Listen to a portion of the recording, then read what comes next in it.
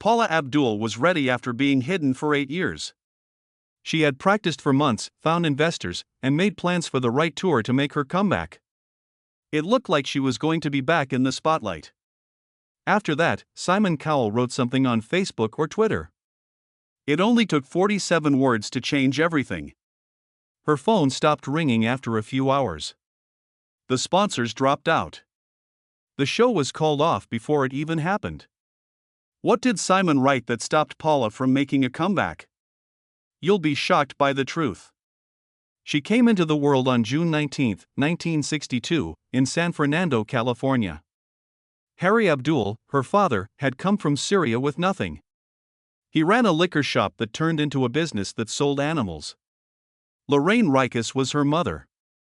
She was a concert pianist from Canada and used to work as Billy Wilder's helper. Her mother was the one who got her interested in art. Paula Abdul was dancing on stage in neighborhood theaters when she was 7 years old. She spent most of her life moving around. She drove between towns, did summer stock musicals, and built something that didn't have a name yet. The family didn't have a lot of money, but they taught her discipline, art, and that she was meant for more. She went to the West Coast School of Performing Arts when she was 8 years old. She learned classical, jazz, and tap dances. She earned fame with a solo when she was only 13 years old, and she got her first local award that year. She won a scholarship to a dance camp near Palm Springs. It was like being given the key to a world outside of the valley. It's her accuracy and emotion that make her stand out. If she had to miss class, she would cry. She watched Gene Kelly over and over again and did everything she did until it felt like she was breathing. By the time she was in her mid-teens, she was going to national dance competitions and was known for being very sharp for her age. She joined the Van New York High School cheerleading squad in 1976. She was captained by her junior year. In 1979, she planned a halftime show with 24 dancers who all moved at the same time. For high school, that measure wasn't common. She did more than just cartwheels. She was making plans for events. Besides that, she was head of her class and got good grades. In the same year, an event in the city asked her dance team to perform. It only took her a few weeks to turn a group of wild dancers into a smooth-moving machine. She would one day be known for the polish and energy she brought to those shows. The early years, when you had to run meetings, go to school, and dance past midnight, were like silent practice for everything that was to come. She went to Cal State Northridge in 1980 to study TV and radio but dropped out after only one term. She wanted to dance, not get a degree. She did odd jobs to keep her dream alive. Tip-based work at a Jewish deli in Enino helped her save money for individual lessons with Michael Peters, who was one of the best choreographers at the time. It cost up to $50 for each lesson. It was the bare minimum for her job. To get a few hours of training every week, she would work 2 jobs. She would practice until her feet hurt at night. She was running on gas and drive. In the same year, she was one of 200 girls who tried out for the Lakers girls team. She danced to Hot Stuff by Donna Summer. So she changed clothes, used her middle name, Julie, instead of her real name, and lied about her last name on the form to get past the process. She was chosen. She was 18 years old. Each Lakers girl made around $50 a game, but the money wasn't what made them valuable. It got a lot of attention. Paula was moved to assistant choreographer in less than a year. In 1981, she did her first 20-girl pyramid lift live on CBS during a Lakers vs. Celtics game. Someone could have broken their back with just one slip, but it worked. The crowd went crazy. She made over 30 new routines over the next year, giving a group that had been mostly smiles and pom-poms more style, drama, and technical precision. Her halftime shows began to feel like they were on Broadway. Fans got there early just to see them. She became the head dancer in 1983, when she was only 21 years old. During that season, she was in charge of more than 50 shows. One, a tribute to Magic Johnson, got so much attention that the Lakers front office saw a 15% rise in the number of people who came to games where her acts were shown. She wasn't just making people laugh. She helped people get places. Jackson family member Jackie Jackson saw her perform one night. He liked her so much that he hired her for their movie, Torture. That moment broke open the door to the music business. Things were not always easy. It was said that Paula had dated Lakers player Brad Holland for a short time in 1984. A few of the girls didn't like it. There was drama, anxiety, and jealousy. The team put her on the bench for 2 games. No one knew why, but it was the first time the public saw a theme that would come up again and again. Paula Abdul's personal life getting mixed up with her work life. She didn't look up and came back stronger. The real test came next. Paula fell wrong during a lift in a playoff game against the Celtics on April 20, 1986. Her ACL tore. It was loud. It happened right away. She fell down. It hurt to have surgery. It got worse in rehab. After 6 months of physical training, the person had to learn how to do simple things again. She tried to get back too quickly and almost did damage that would not heal. She got better after that kind of accident, which doesn't happen to most dancers. In the same year, she made a record 82 routines for the Lakers girls. She was done with the game, but her momentum didn't stop. Everything changed that year. The song What Have You Done For Me Lately by Janet Jackson came out at the end of 1985. Paula made the whole thing happen. The video went viral on MTV and became a national obsession. It was shot in a building with 12 dancers and very clear isolations. She was even shown sitting next to Janet in the diner. The moves were cool, quick, and brand new. It changed more than just Janet's success, it also changed what music videos could be. After MTV had been around for 4 years, Paula Abdul helped change the way it talked. Then 1987 came along. George Michael asked her to make the dance for I Want Your Sex. It felt good, was brave, and was risky. MTV took it down. Even though BBC didn't let it show during the day, it did 150 times that month. No one could take their eyes off of it. Paula's dance moves were no longer just background. It was very important to the story. In 1988, MTV gave her an award for Best Dancing for the video. In the same year, she left the ZZ Top video set in the middle of a shoot.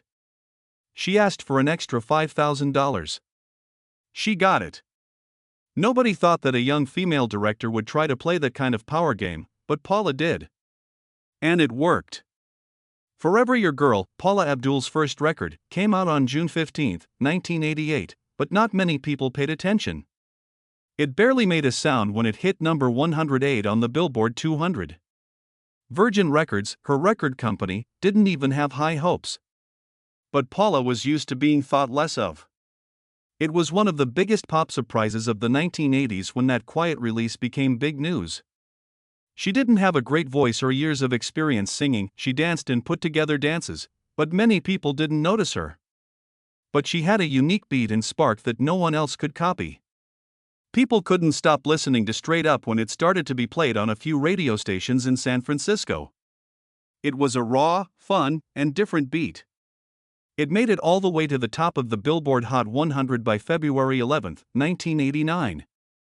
It stayed there for 3 weeks and sold more than 1.2 million copies in the US. It was given the Platinum Award.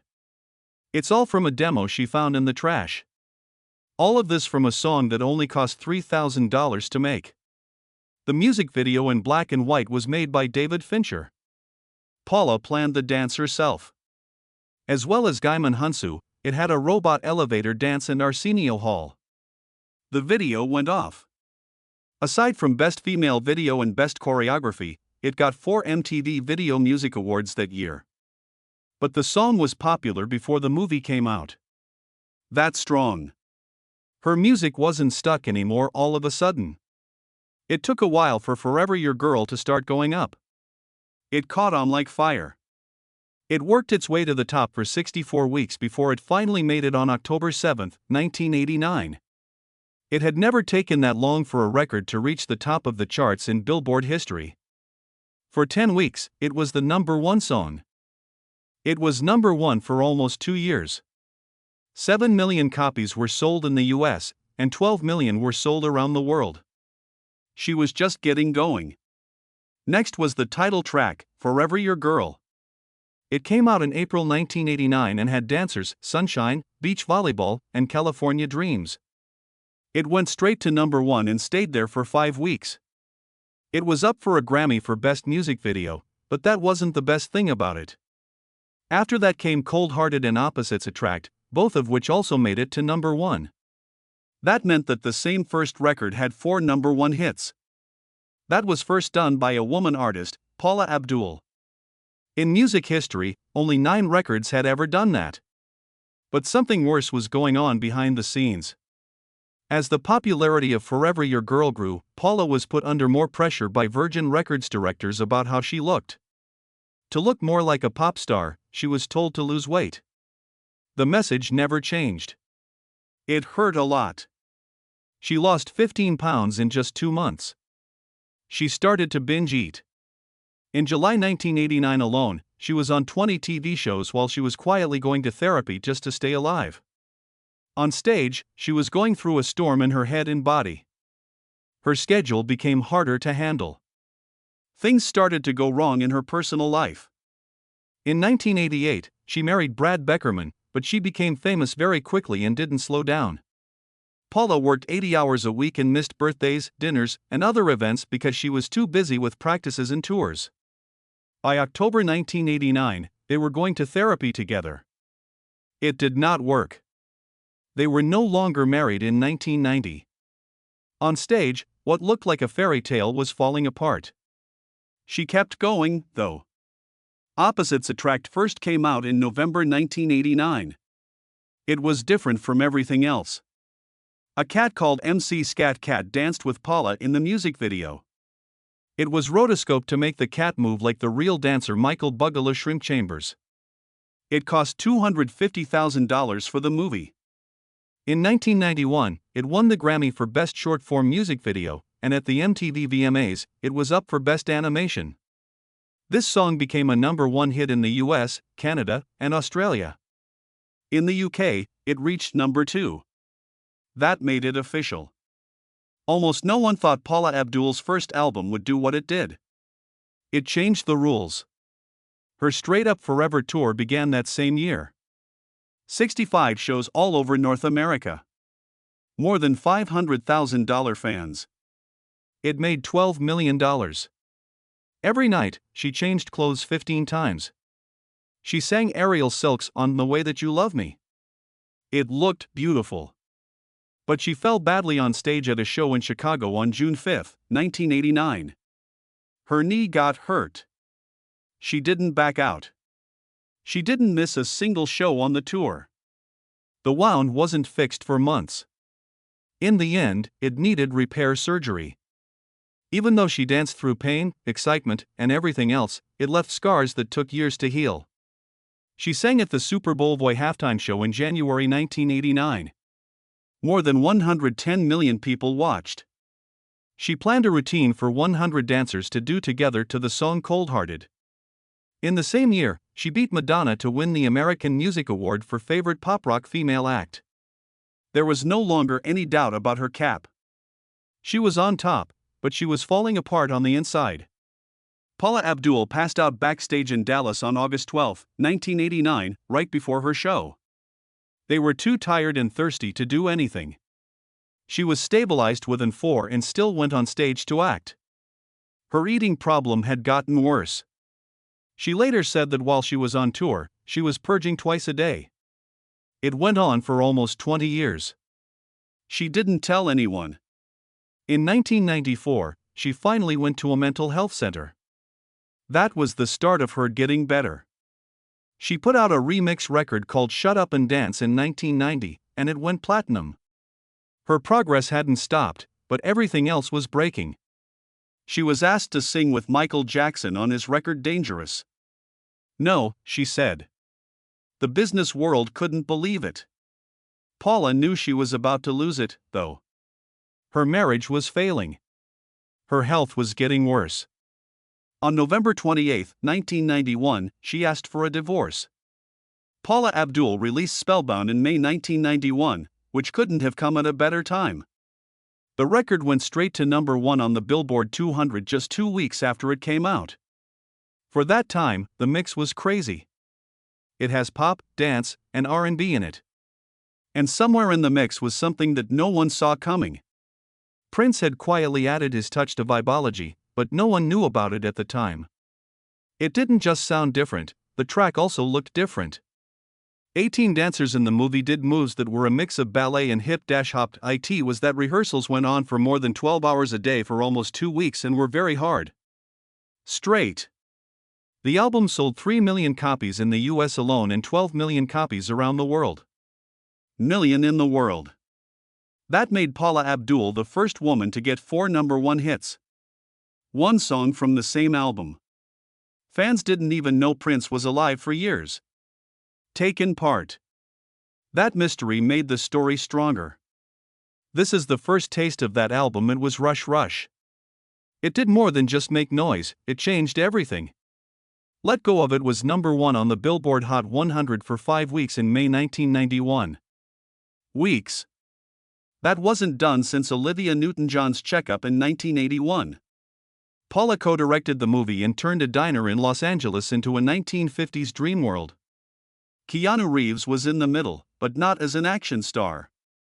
A quiet person who was just looking at time. The set was full of more than 200 extras. It was caught on film. It only took 2 days, but it paid off big. More than 10,000 times, the song was played on radio. Times in the first month.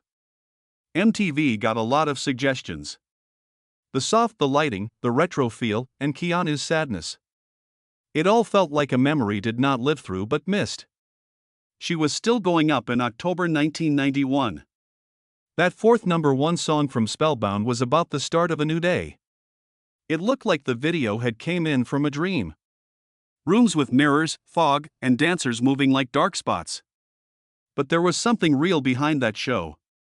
A few months before, April 15, 1992, was the last day of Paula's split. That sadness made its way into the dance moves. Some of the dancers' moves looked like they were breaking and starting over. Prince had written the words because he knew Paula needed to start over. The footage it cost more than $500,000, which was a huge amount for 1991. What it wasn't the budget that people remembered. It amazed them that something so smooth could still feel so rough. In the middle of For That Reason, Paula made a decision that even her friends thought was crazy. She asked her to marry her at an after Fashion Week party in Paris on March 3, 1992. Ricardo Vera, his second husband.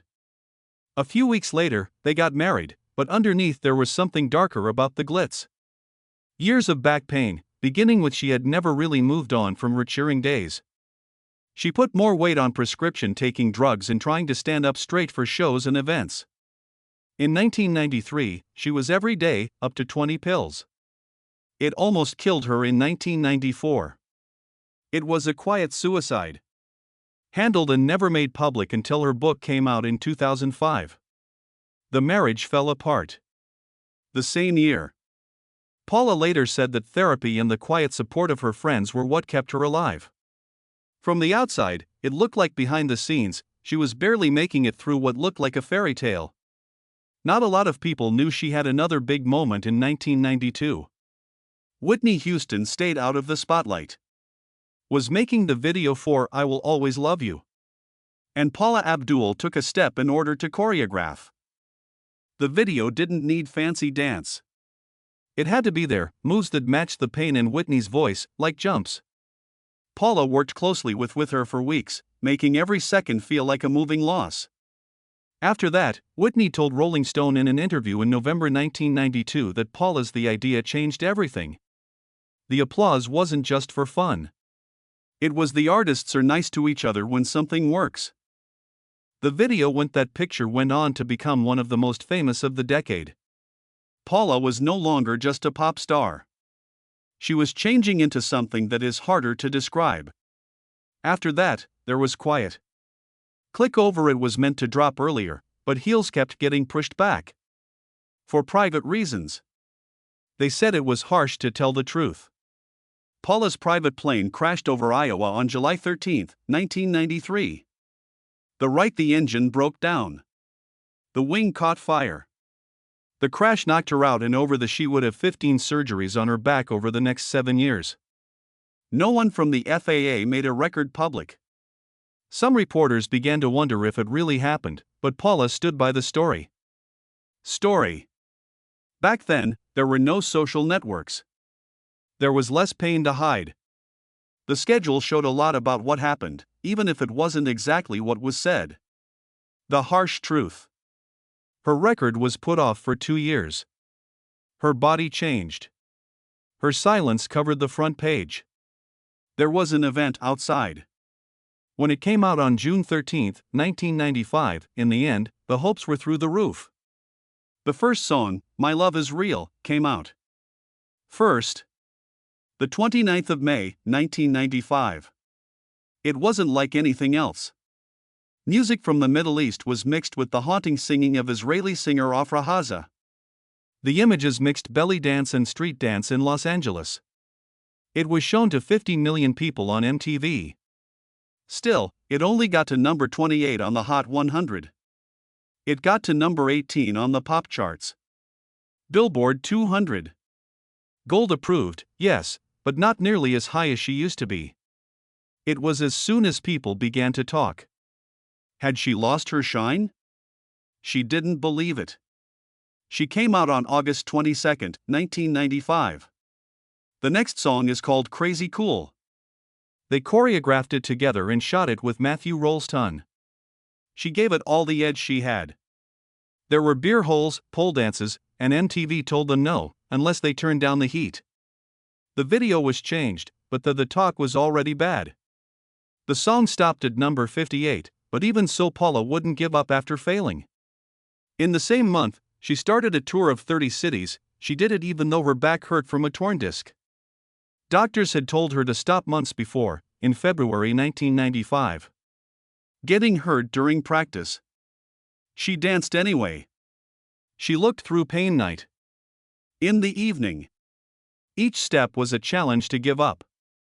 She didn't, but her body did. In the end, they told the truth. After years of pain and drug abuse, in 1996, she took too much. It took place at home in Enino. In the hospital, she was checked out. Go to rehab. That year broke her. Elio Estes and she broke up on it was September 9, 1998, but the mental breakdown had begun a long time before that. She later admitted that she had been struggling with bulimia for 15 years. Is in rehab. She said Elio had never fully helped her get better. It wasn't just drug use. It was everything. Because of the food, there was stress from others, being alone, getting divorced, and an overdose. Some of it boiled over. The news quickly spread. The silence did too.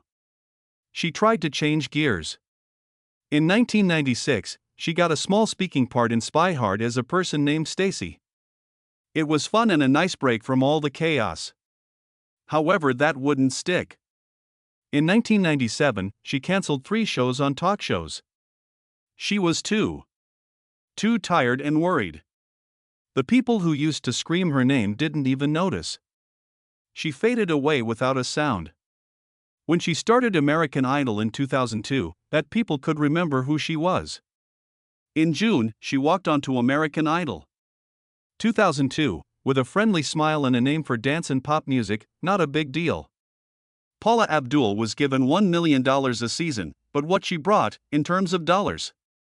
The contestants felt safe with her kindness. When Simon Cowell threw some harsh words across the table, but Paula calmed him down by saying she understood. It wasn't planned. It was just what she was. And the difference between his bite and her bomb became the soul of the show. When 26 million people watched the last episode of Season 1, it wasn't these were the sounds they came to hear. It had to do with science. By Season 2, Idol it was only a song contest. It was a big event in culture. Paula was the part that gave it life. Things got bad in 2004. Third season Bino's audition for Fantasia. Simon cut Paula off and said what she was saying was stupid. The internet used that word a lot until it was used as a story. The millions of times the clip was played again. People talked and fought. Was it? Really? Was it a set? Leaked emails from behind the scenes show that the two talked about jokes and pet names. They fought and laughed in public and behind closed doors, but it had worked. Everyone in the world couldn't look away. Paula was no longer just a judge. She held the show together emotionally and was the one who looked contestants in the eye when who held their hands when they fell, when they cried. That virus fight was over. Her picture. She was concerned. The whispers then came. When Paula quit Idol in 2009, some people said Simon helped stop her from coming back. However, that idea fell apart in August 2016 when Cowell tweeted, "Proud of you, Paula." After her spot at the Mixtape Festival, there it was in writing, a public cheer. That was her last official showing on Idol in May 2009. But the break in her work, that wasn't sabotage. It was life. A mix of pain, healing, and doubt. There are times when a gap is not a grudge. Paula had helped more than 150 Idol hopefuls. Afterward, many of them called her their favorite. But things changed in 2005. After TMZ released a video of her slurring her words. All of the web exploded with reports of drug abuse. What really took place was a lot more human. She had been dealing with long-term pain from an accident. Since the medicine was legal, given, but the side effects were seen by everyone. In 2009, she ran for in front of cameras and rejected the stories about addiction. It hurt really bad, and getting better was too. She did show up, though. Still, she was a guide. Still, she laughed. She decided to keep going even though it hurt and word got around. She tried in 2008 to change gears. Randy has a new song out called Dance Like There's No Tomorrow. Jackson. It got to number 63. Not a blast, but not a bust either. In 2009, her reality show Hey Paula showed video of her acting crazy. Episode on March 15. It wasn't changed to keep her safe. It was rough, sloppy, and not filtered. People judged her again after the shows were taken down. What they missed was the quiet strength it took to keep coming back. Behind the without a script, the person in front of the camera was trying to balance fame and mental health. Then something happened that no one saw coming. It was December 29, 2023, and Paula Abdul sued Nigel Lithgow. He sexually assaulted her while she was on American Idol and So You Think You Can Dance. The complaint said the first in the early 2000s, something happened in a hotel lift. He is said to have grabbed her and tried to kiss her. She got away. The second event took place at his house in 2015. Under the cover of a business meeting. This time, she said it took place on a couch. The California Sexual Abuse and Cover-Up Act was used in her case. The Accountability Act, a law that briefly pushed back the deadline for cases like hers. The due date was December 31, 2023. She turned in her papers on time. By October 2024, then Lithgow shot back. He made more than 20 private emails and texts public.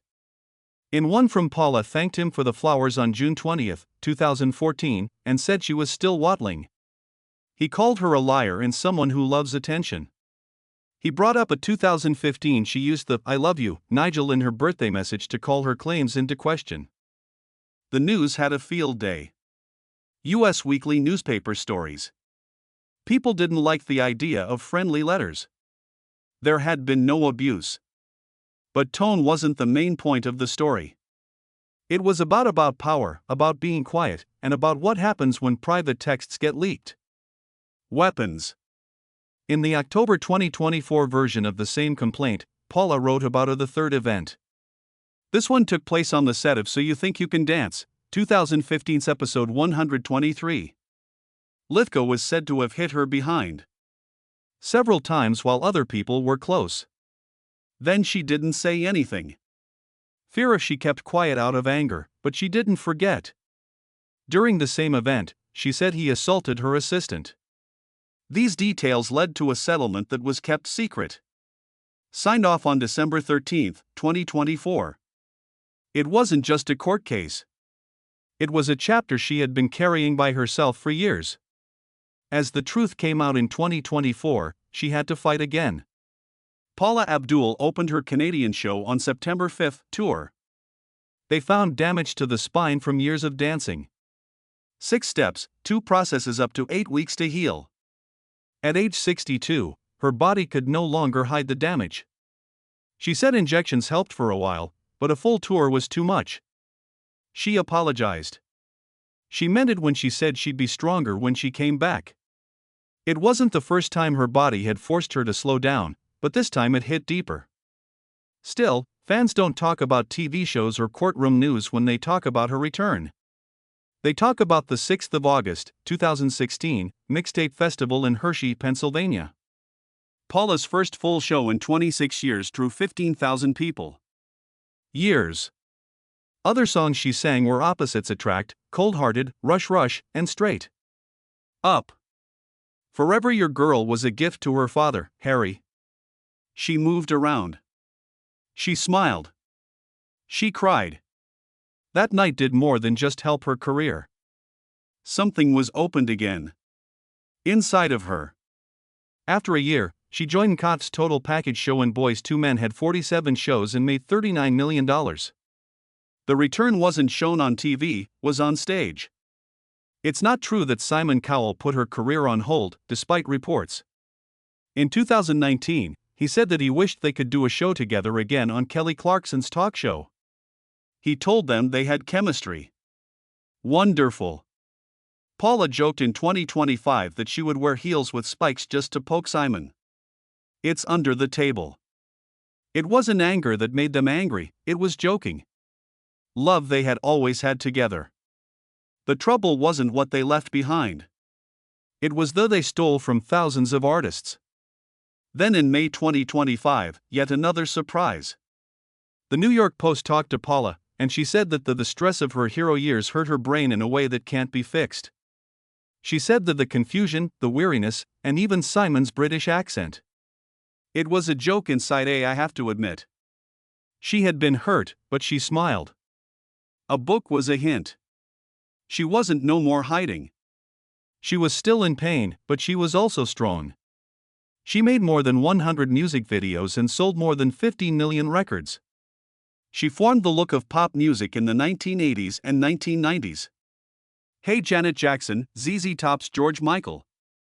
She was named as the 92nd best artist of all time by Billboard. Time. In 2025, she said she would be performing 12 shows a week in Las Vegas. By the sued, rumored, had surgeries, and took breaks, but Paula Abdul kept showing up. In 2020, she took in 3 stray pets and named them Tutu, Sophie, and Gigi. She said they helped her. In an Instagram post from 2024, she thanked them for helping her stay alive. The emotional weight of her court cases. In the middle of all the chaos, fame didn't make her feel better. It was fur. It was love. It was 3 small lessons that getting better doesn't always mean thank you.